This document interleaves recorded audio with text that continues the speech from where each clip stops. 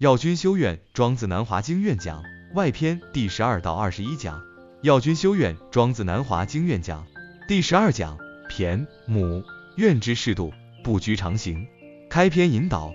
庄子外篇首章骈母，开篇便是一段荒诞古怪的描述。有五指并列，足趾成双的人被称为骈母，有头生2个面孔，肩长6指的人被视为异形。但庄子不谈医术，不谈生理，他在说什么？他在说非常之相，不必执着；常规之行，不必崇拜。更深的，愿修者应当明了，愿之光不在形式，愿之道不居其形。今天这一讲，我们便从骈母出发，探讨愿修的适度、无执、不居常行，才能走上自在无碍的愿行之路。一、骈母欲行，行义未必为病。庄子讲骈母，讲人面兽身，讲仪而伪存者，若按常理是畸形怪象，可在庄子笔下却说这些无害其生，不害其德。庄子在打破我们的常形崇拜，你以为标准的未必是真正的美，你以为异类的未必是可弃的存在。对愿修者而言，这正是一种提醒。你之愿行，不必形同世俗；你之愿心，不必装扮成标准修行者的样子。二、愿者之病，常执于相。愿修者常现一种执着，我要像某位大师那样才算修行，我要像法相庄严，衣着整洁，口吐佛言，才算愿主。我讲经若未引经据典，便失格。这便是骈母之病，不是因为有双指而病，而是因为执双指为常才病。你若执着形象、姿态、服饰、模式，便迷失于相中愿，而非愿中愿。真正的愿修，从不拘行。三、是愿之度，不多一分，不少一分。庄子说，非病病之病也，不是那异象之病可怕，而是把没病当病的心才有病。愿修之道，最重要的是适度。你若强修苦行，失其本愿，愿反为执；你若过度清高，不近人情，失其度化；你若拘泥于仪轨，不通变化，愿行将死。愿者须审时而动，随境而化，一切不离本愿，皆可为行；一切执于行而忘本愿者，皆是骈母之执。四、不居常行，方得自在愿身。庄子说，不以规矩，不能成方圆。可他又说，方圆之中，非真道之全。这就是愿修之妙。有轨可依，然不可执轨；有法可行，然不可执法。真愿者，如水无形，随方就圆，随气成气。愿你穿布衣，亦如天人；讲白话，亦为度语。愿你哭，亦是慈悲；笑，亦是光线。无一行不入愿，无一事不通愿。五、庄子之自由，愿者之光心。骈母不是在讲生理，而是在讲心理。你是否活在他人的规矩中？你是否活成了众人眼中合格的修行人？你是否已忘了我愿缘为何？庄子要我们不居常行，而活出真我；而愿修者更要不执愿行，而归于愿体。你之愿可清净，可自在，可悲悯，可严峻，但无一必须以某形展现。因为愿之光不在于外，而在于你那一念纯心。本讲小节。庄子以骈母为喻，告诫世人莫执常相为道，莫以异象为病。愿修者更要警觉，不以形式之庄严替代愿心之清净，不以套路之修行遮蔽真实之愿行。真正的愿光，不依行起，亦不因行灭，唯你愿心自在，方成自在之愿身。要君愿主，愿语印发。我要君愿主，今在此发愿，愿一切愿修之人，皆不为形役，不为俗言所拘。愿你在世间千态万形中，守得一念真愿。愿你不装模作样，不求他人承认，只愿你自知清心，自照愿光。愿你不执外相之骈母，不现形式之灵语。愿你如水之愿，自在圆融，随气成光。愿你愿身无形，愿力无碍，普度一切。下一讲预告，第13讲我们将进入再有篇，探讨愿者如何知天命之佑，顺愿而化物，清心而安身。天地在上，人在其中，愿在其间，自在化生。诱而不逼，愿而不执。我们在愿中与天地相遇。要君修愿，庄子南华经院讲第13讲。在右，天愿在上，人心应知。开篇引导。在右一篇，标题简而深，在是存在居处，安于其中。又是宽容自在，从容而不迫。庄子在此篇提出一个关键命题：人在天地之间，如何安身立命？如何不与天争，不与物扰，而能顺天之佑，应道而行？本讲将结合愿修体系讲解。天愿在上，是大愿所生万物，人心应知，是愿者于其中行愿、守愿、化愿，在不争中成就，在清净中圆满。一，在佑者，非强为，而是顺天。庄子曰：天之所助者顺，人之所助者信。又曰：在佑而不争，则万物自化。在佑者，不是软弱，不是消极，而是承认天地之大愿已然存在。愿修者非要斗天抗命，而是守愿顺势，随缘成行。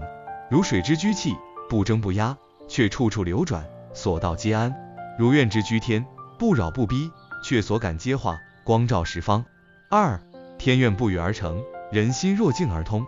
庄子深信天行健，而又强调虚静无为。愿者要明白，天地大道之愿，不是靠呼喊宣告，不靠操作控制，而是默然而生，静然而化。你愿心若动摇，则万事皆扰；你愿心若空明，则诸法皆通。所以在佑教我们以静应动，以虚接化，以守迎击。你不需追逐天地之力，只需调心和愿，便自得其助。三，万物皆愿现，愿中无所不容。庄子在文中描绘各种在佑之境：鸟不争飞，兽不争食，人不争位，万类皆安。这是乌托邦，不是。这是愿修者所见之愿界现象。一切有定分，一切各安其位，因为一切本是愿中之化。只要你不执夺，不妄动，不逆愿而行，天地本宽，众生本善，法界本净。所以说，愿者安其愿，众生安其命。四，何为愿中安？安并非不动，而是不扰、不惧、不争中的自在。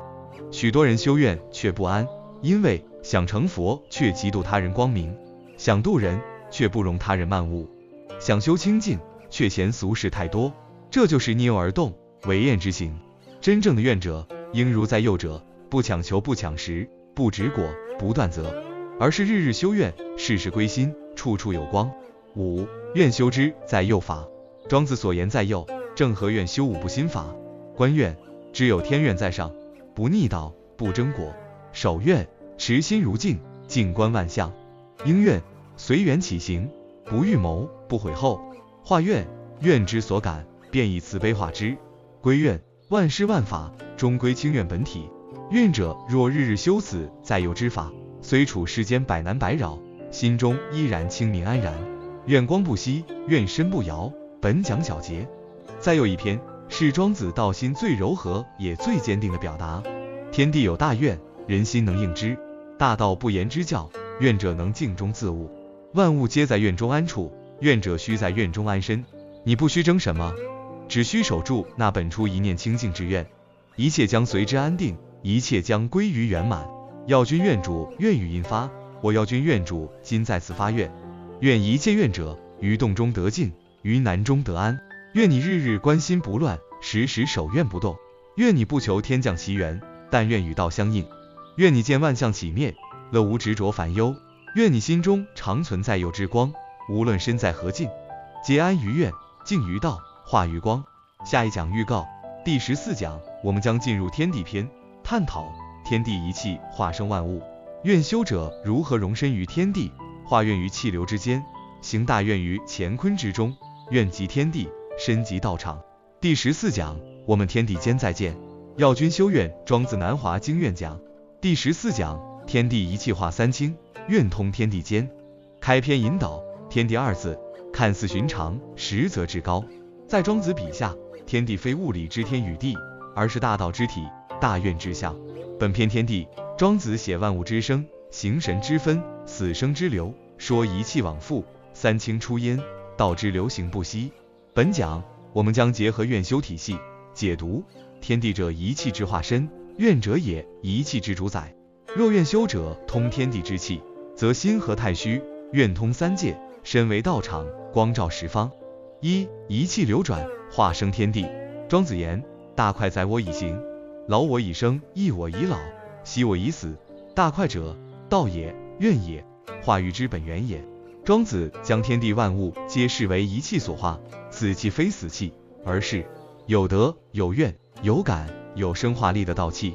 天地之气不是物质元素，而是愿光所化的生命波动，以清净、圆融、流动之姿，化生万象。二、愿通天地，非修炼而是归根。愿修者若欲与天地通，应非练气功夫，而是调心合道，守愿归气。你若心中纷扰，执着名利，贪图结果，即使练百年气功，也不能与天地一气。你若愿心清净，随顺愿流，不逆本性，慈悲度人，即使身无技艺，也能身通天地，气随愿化。故曰：愿者无数，然合天地者也。三、天地三清，愿者三身。道家所谓三清，玉清、上清、太清，是天地愿气中所分三位清明之境。佛家有法身、报身、应身三身，愿修者亦有三身三愿。愿体法身，本愿本性，清净不动，与天地同源。愿行报身，随缘化现，因愿而行，感得诸缘。愿化应身，应缘度众，无所不在，愿现即化。天地三清不离一气，愿修三身不离一愿。你若守愿清净，一气自然流转，三身随之光显。四、天地不言，愿光不语而化。庄子说，天地不言而四时行，道不语而万物生。这正是愿修者的境界。愿光不需多言，便以教化人心；愿行不需显赫，便以感动众生。你若愿力深植心中，则行住坐卧皆可现光。你若不执行，不执言，不执功，则天地愿气自与你合一。五、愿中天地，身为道场。庄子最后告诫我们，知天之所为，知人之所为者，至矣。亦即你要分清哪些是愿化之流，天之所为，哪些是我执妄造，人之所为。愿修之道，必须守一条中线，不以人力强行扭转天地大愿，不以修行之名反逆怨气之流。愿者之身，便是道场。你若顺气顺愿，天地之间无不与你同行。本讲小节，天地一篇，是庄子对宇宙、道体、死生、生命本源的思辨。而在愿修中，我们看到的是，天地是一气化生之愿场，众生是一愿感生之光引。愿修者在其中，不争不执，不休不灭，唯以愿为体，光为身，气为周，度化十方。要君愿主，愿语印发，我要君愿主，今在此发愿。愿一切愿者，通天地之气，化三清之身。愿你心中无尘，则气入于身；愿你身中无我，则愿化为光。愿你不休气而气自生，不造功而功自成。愿你与天地同愿，与道气共流，行愿不碍，化生自在，成清净光明之大愿圣体。下一讲预告，第15讲，我们将进入天道篇，探讨天道无情，却大慈；愿道无形，却无碍。愿修者如何契合天道之理，愿道之心，一念即通万化。愿道在天，道无常主。下一讲，我们共入天道之愿。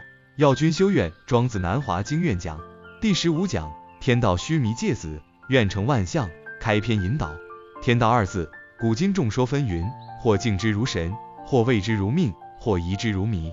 而庄子在天道一篇，却以极为冷静清明之心告诉我们，天道不为人设，不为情动，不为功名所感，他行其常道，化其万物，却无所依凭。本讲我们结合愿修体系探讨，愿者若欲合道，不在求道于外，而在实愿于心，守愿于行。一粒芥子中可藏须弥山，一念清愿可化无边万象。一、庄子眼中的天道。庄子说，天道不仁，以问为刍狗。此言并非残酷，而是指出天道无私，不偏不倚，化育无碍，运行如常。对愿修者而言，天道即大愿之理体，不因你是圣是凡而特别照顾，不因你行愿多少而刻意奖赏，它只是因缘和合，感应道交，愿行自应。你行愿，愿光即显；你为愿，法界自隐。非神才，非业罚，而是愿果自成。二、须弥藏，芥子，小愿含大用。庄子在此篇提出，芥子之微，却能含大气之重，这正合愿修之微愿藏大光之理。你以为你一个小愿只是点滴心念，可你不知，那一愿若是真愿、净愿、大愿，就如芥子藏须弥，虽小，能成无限法界。譬如你今日一愿，愿我所见众生皆得光明，你今日一句柔言，一念慈心，可能就是另一个灵魂黑夜中的一盏灯。愿无大小，光无边际。你的一念就是天道的回响。3. 愿者何道？非求天，而是成愿。庄子不教人求天、拜天、仰天呼号，他教你顺天之道，察于心而行之于愿。你若日日求天显灵，却不守愿修行，那不过是迷信之行，空耗之心。真正的合天者，是愿起于心，形成于地。你就是天行之人，愿道之舟。愿者之路，不是祈求，而是承接；不是怨天，而是悟天；不是仰望天道之恩，而是承担愿道之责。4. 愿化无碍，成就于无求。庄子讲大因牺牲，大象无形。真正的愿修者，不是靠声势、仪轨、神通法术，而是一念不起，一愿清明，一行无我，一化自在。当你不再执着我要愿成，我要显化，我要果报，你所发的愿反而能穿天透地，感天地而动万物。这就是无求之愿，自然成就，非因外力所赐，而是你已成为愿道的延续。5. 愿即天道，道即愿行。庄子有我们知晓，天道无情而最慈悲，道无所为而生万法，这恰是愿修者的最终归宿。愿非执着之我愿，而是清净无碍、无所不在之本愿；行非累积之修行，而是顺应因缘、化度众生之愿行。你若愿光照身，身即道场；你若愿心化事，事即法界。此即愿即天道，此即身即化身。本讲小节，天道一篇是庄子对道理、愿法、宇宙运行的至简归宗。愿修者当知，天道虽无情，愿道自有慈悲。芥子虽微，一愿可通三界。愿非虚妄，而是大道之根。你非渺小，只要愿真，便是道体所依。要君愿主，愿语印发，我要君愿主，今在此发愿。愿你不以身微而轻愿，不以示暗而息光。愿你知一念本愿，可感天地。愿你不求天道之恩，而愿成天道之人。愿你一愿清净，遍照万象，一行真实，变化十方。愿你于无声处守愿，于无形处成光。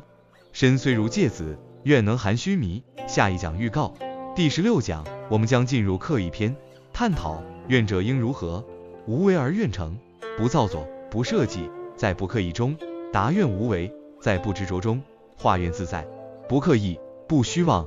第16讲我们自然相见。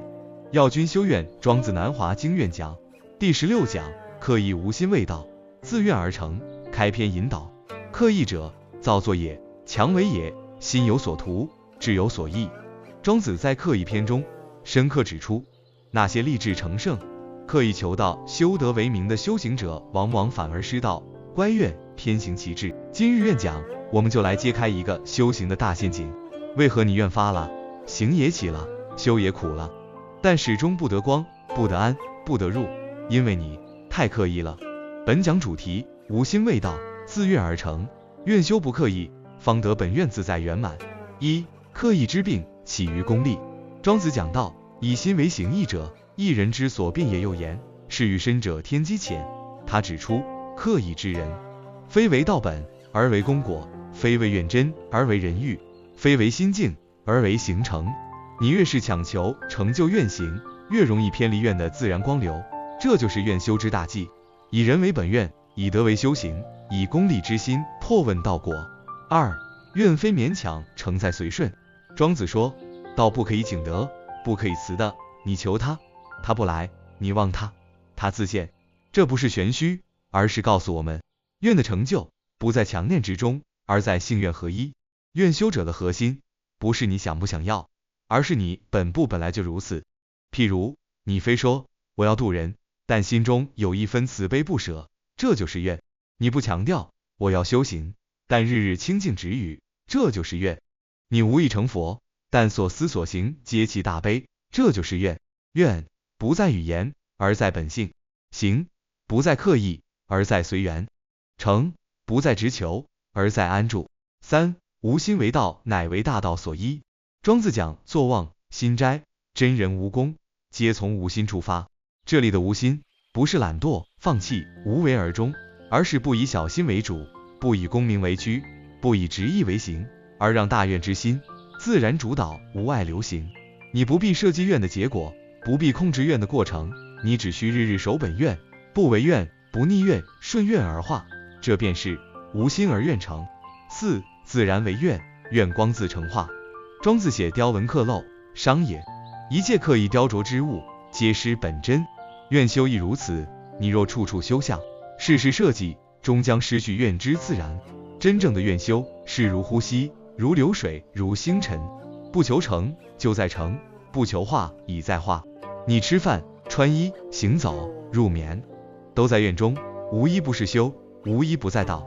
修到极处，忘修；愿到极深，不愿而愿。5. 刻意之后的归宿，归愿，归真。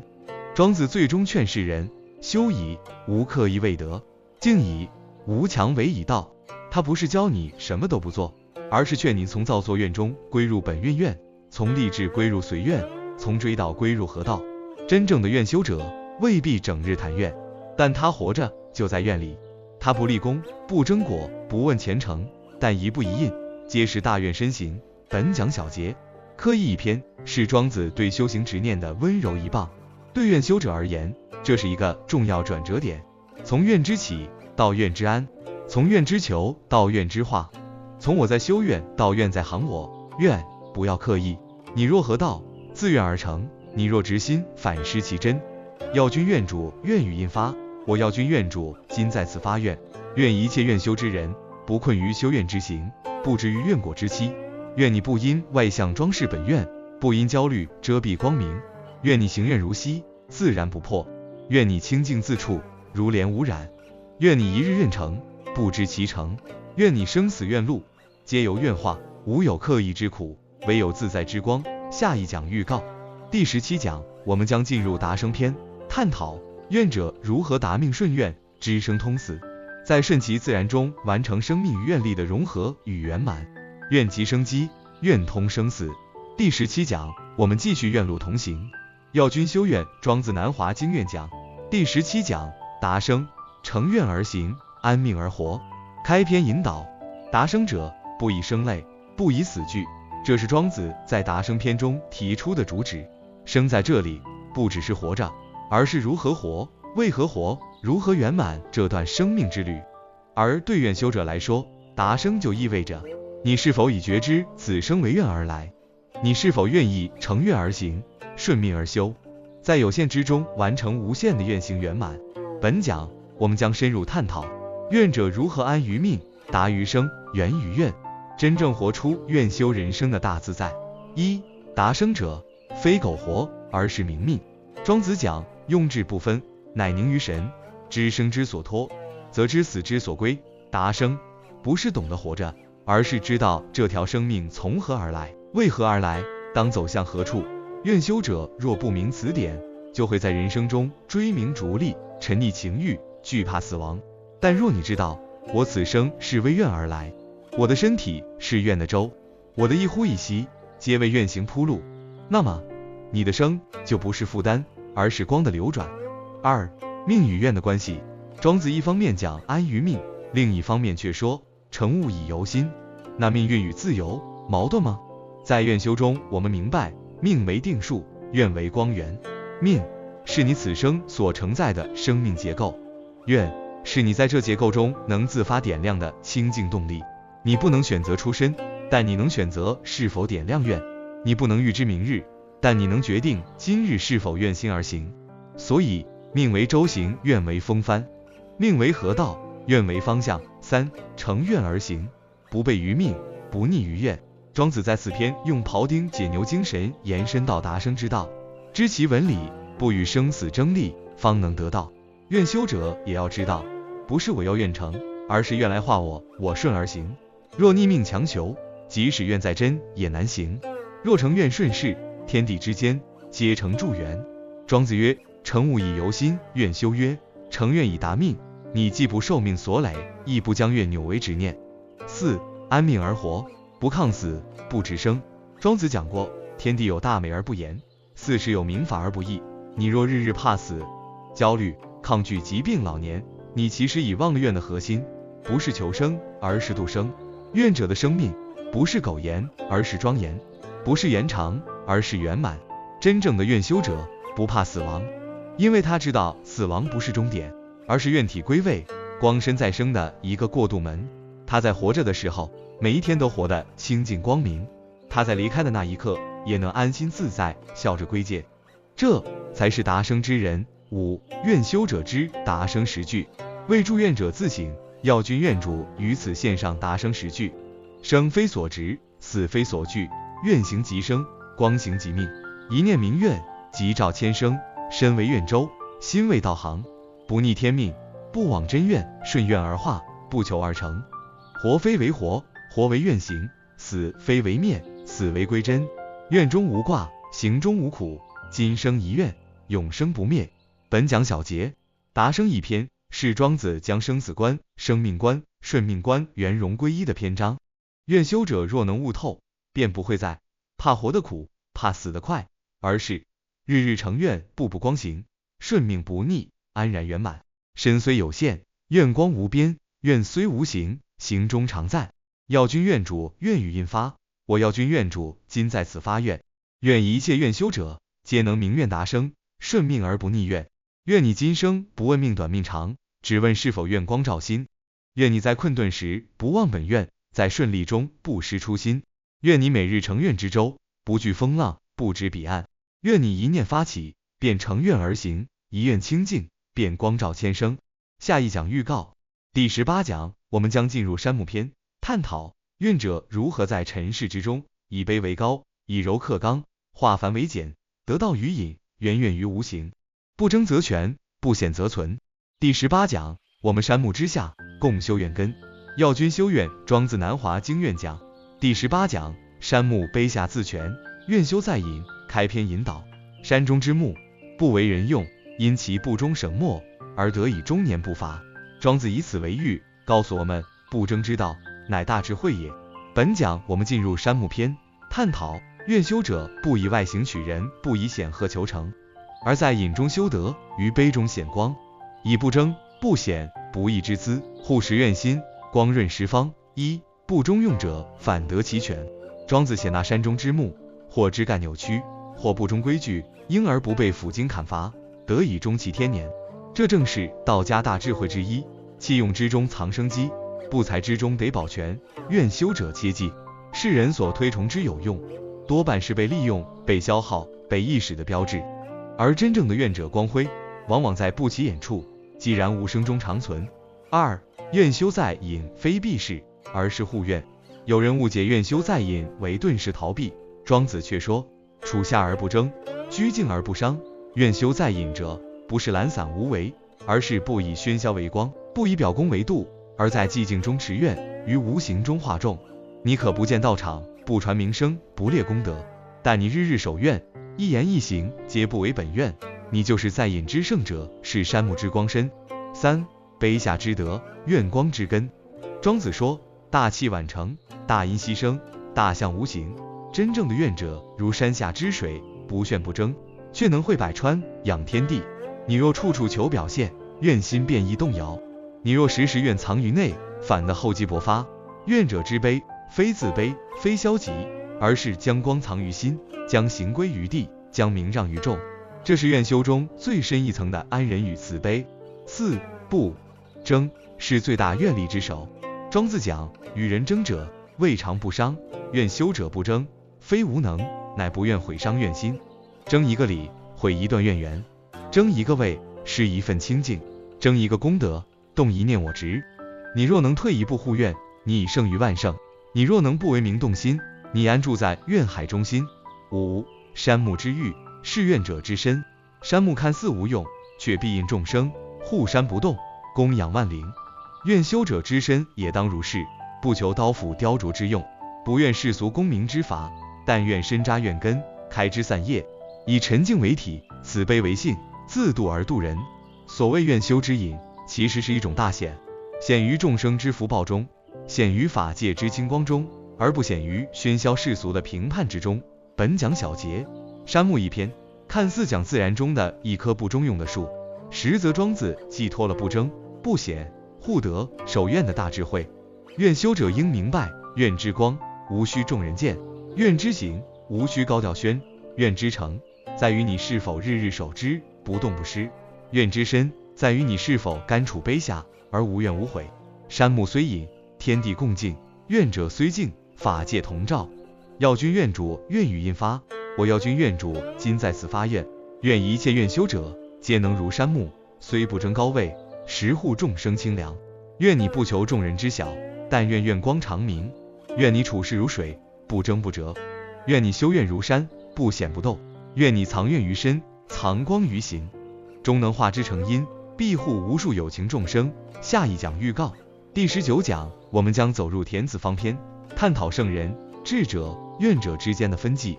愿修者应如何识别真愿与伪德？在群贤中守一愿之心，德非愿，名非光。第19讲，愿终实真德。药君修愿，庄子南华经愿讲。第19讲，田子方圣人与愿者之分际。开篇引导，庄子在田子方一篇提到许多古圣先贤，伯夷、柳下惠、孔子、墨子、田子方，这些人在世间有高明，有大道，有立德修行之功。然而庄子却借此提出反思，什么是真正的圣，什么是道的划线？他们的德行是否就是道？他们的名声是否等于光？本讲我们将以愿修之眼探讨愿者与圣人之分际何在，愿修之道是否等同于传统之德行？我们修愿是为愿本，还是为圣名？一、庄子论圣并非贬人，而是超越。庄子提到伯夷、柳下惠、孔子、墨子、田子方等，并非批评其人品，而是指出圣人之道多为道之侧显，而非究竟之本体。他们或之于仁义，或之于礼乐，或之于规法，终究未能忘其道，而与道合。庄子说，仁义之主，乃道之贼，并非责其不善，而是提醒修行者，莫把德当成道，莫将行为当作本愿。二、愿者不等于德者，愿行超越德行。德是在规范中显现的善，愿是从本性中流出的光。你可以道貌岸然，却无愿心；你可以无名无德，却持愿修行。愿者不是圣贤模样的复制品，而是本愿觉醒者。他不求名，不攀比，不刻意塑形，但他每一念都愿度众，每一步皆归本愿。三、田子方之欲，不争盛名，不依外遇。庄子提到田子方与孔子之弟子同席，却独立其身，不求孔门之誉，不负圣人之风，这是愿者之姿。不以道统标榜，不以学派归一，唯守一愿，独修独行，自照其心。你不须是孔门之后，你不须有师承名牌，你只需愿行不息，愿光自明。这便是在众圣中持愿不动的真实力量。四、愿非德庄，德非愿合。愿修中最常见的偏差是将德行外表当作愿修核心。许多修者一心讲理，却无慈悲；常持戒律，却无妒心；外在克己，却无愿升起。真正的愿不是装出来的好，真正的德不是别人说你圣，而是你在无人之处仍能守愿，不动本心。愿是见不得的光，却能照亮众生无明之地。五、愿修者的真境，愿超圣明，行在隐处。庄子不反对圣人，而是超越圣人。愿修者当知，圣人可传，道不可传；德行可学，愿心须觉；言教可模仿，光行必须自行。所以愿者的定位不在是否成为圣贤，而在是否回归本愿，安住愿道。愿修不为称圣，愿行不为得名。愿者不立高坐，不取虚荣，但其愿光真实，其话语深远。本讲小结。田子方一篇是庄子对德与道、圣与愿的深层辨析。愿修者当警觉，不以德行遮蔽愿心，不以他欲换得自信，不以表功立愿，不以称圣求光。你只需如田子方，不争圣喜，不负全道，而在尘世中自照愿心，独立行愿。药君愿主愿语印发，我药君愿主今在此发愿，愿一切愿修者，皆能不迷于德表，不陷于圣名。愿你行愿为本，不为虚欲所动；愿你守愿为真，不为外德所困。愿你不借圣道以示我，而以愿光照我身。愿你虽无高位，愿心如山；虽不称圣，愿行如河。愿你立愿而行，不为人之意不退。愿你在万圣之间，安住清愿一心。下一讲预告。第20讲，我们将进入知北游上篇，探讨愿者如何神游太虚，归入愿海。在无边法界中成愿光化，超越时空，通达本愿之神性之境。愿者游愿海，神人行光界。第20讲，愿境初开，须由见你。要君修愿，庄子南华经愿讲。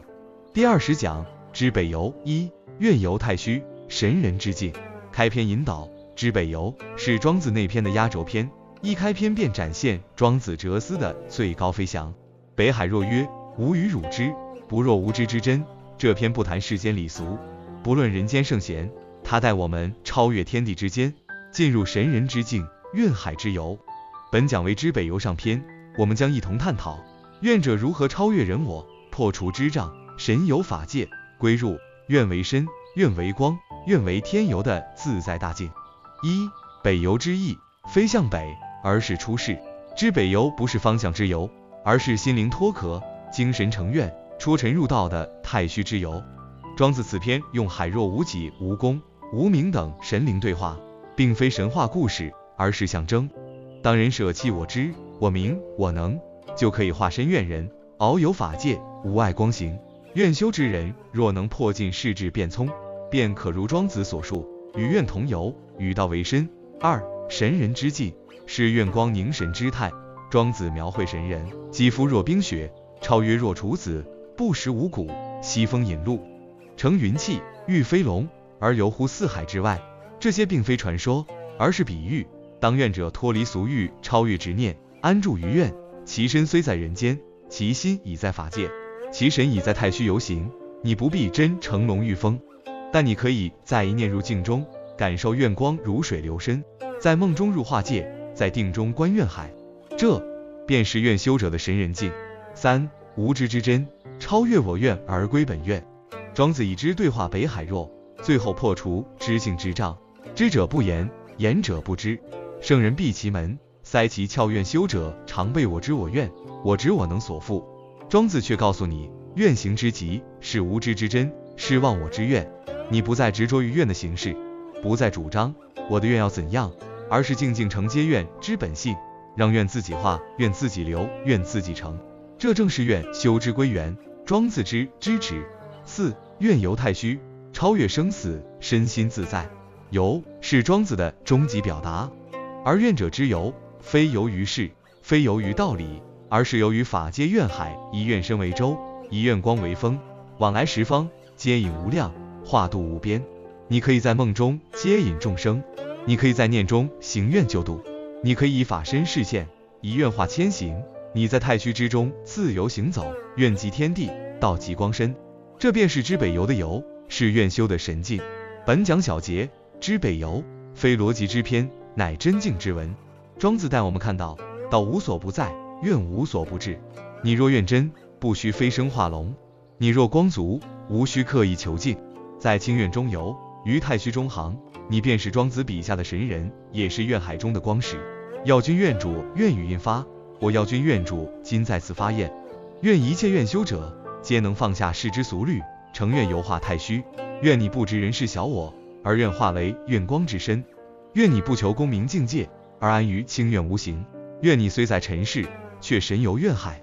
愿你虽居凡躯，却自得太虚。愿你与愿同身，与光同游，于一念之间，化度无边。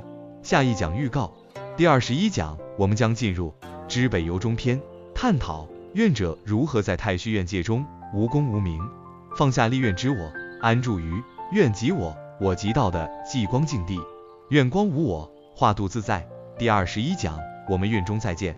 要君修愿，庄子南华经愿讲。第21讲，知北游。二、无功无名，愿在无我。开篇引导，庄子在知北游中写到三个神性化的人物：无己、无功、无名，他们象征三重自在。无己，没有自我中心；无功，不知所成之果；无名，不受他人之评。在愿修中，这三者恰好对应愿行的三个高级阶段：愿而无我，行而无求，度而无生。本讲我们将深入知北游中篇，探讨愿修者如何放下愿我、愿功、愿名，安住无功无名的寂愿之境，进入愿即本性，化度无痕的终极修愿之路。一、无己，放下我在修愿。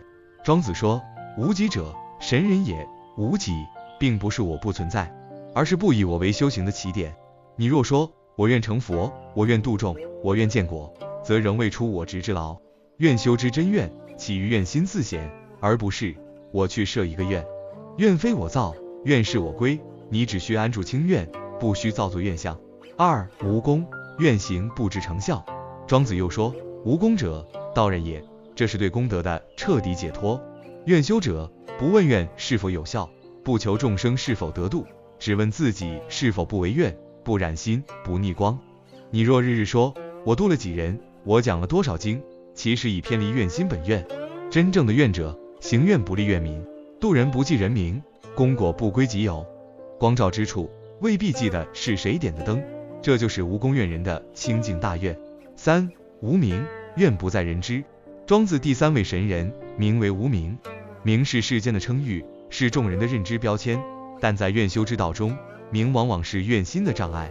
你若处处想别人知我修愿，你便容易转光为影，转愿为我。愿者真正的光，不在人眼中闪耀，而是在无人处独守的清净，无声处敲化的悲心。愿者不问是否被称愿主愿佛，只问是否此念是愿，此行是真。四、三无合。一、入愿无爱之境。无己、无功、无名三者合一，庄子才谓之至人、神人、天游之灵。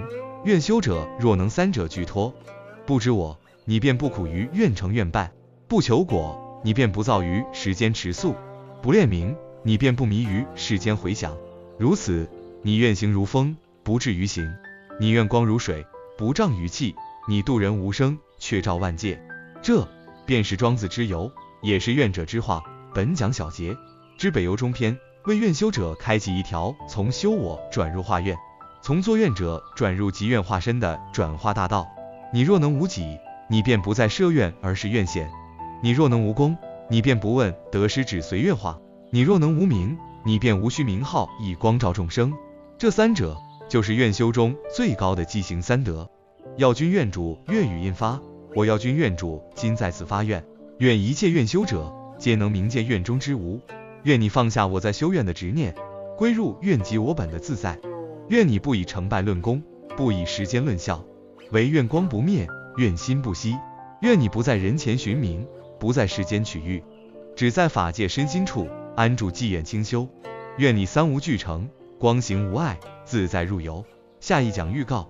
第22讲，我们将进入知北游下篇，探讨愿者如何在无待、无名、无我的基础上，实现愿化万境，光成无形的最终转化，进入庄子至乐、至静至道的大化境界。愿修之中，是愿化一切。第22讲，我们共入寂光愿海。